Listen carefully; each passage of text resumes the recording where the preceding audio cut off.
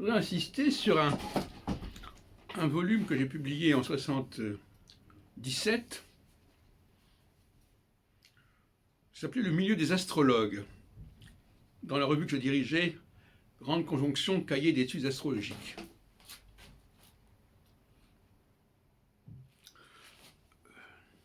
Je crois que c'est un numéro tout à fait pilote, puisqu'il parle de la sociologie du milieu astrologique.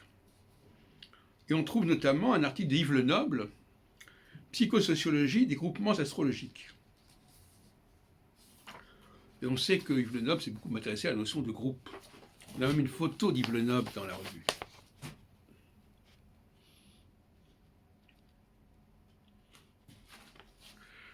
Et dans cette revue, ce numéro, il y a un article sur les associations astrologiques en France. Il y a un numéro sur les avatars de la Société astrologique de France.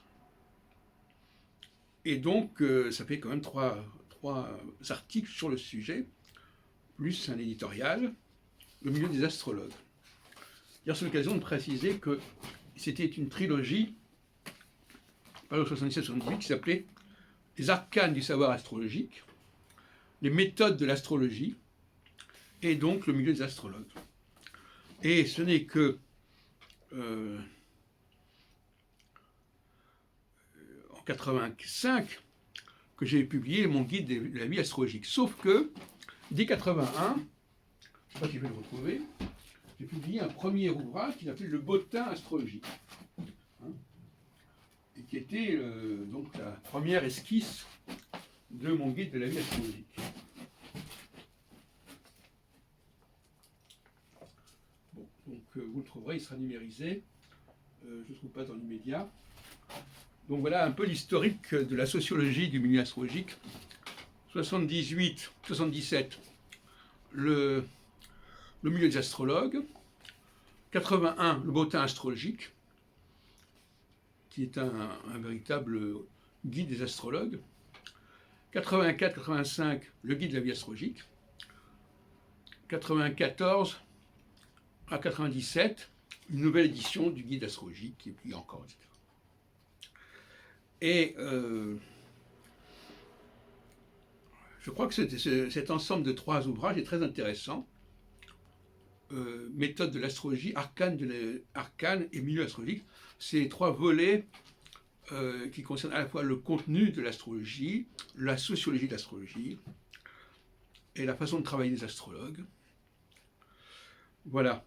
Donc il faut quand même restituer les choses à leur juste mesure.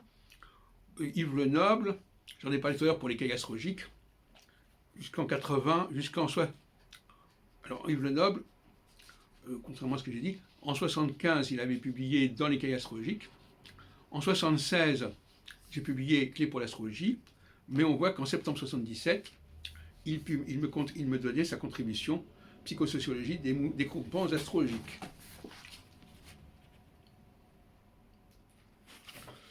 Alors, voilà. Je crois que j'avais d'ailleurs publié déjà dans la revue L'Astrolabe de Patrice Loisel, en 74-75, des études sur le milieu astrologique ou les associations organisant des congrès d'astrologie.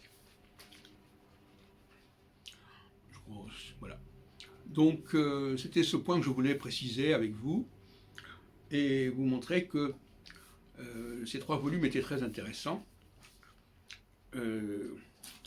Parce que les deux autres, c'était un ensemble tout à fait valable. Les deux autres, il y avait un article de Max Lebowitz, Le tisonnier et l'ordre du monde. Et puis,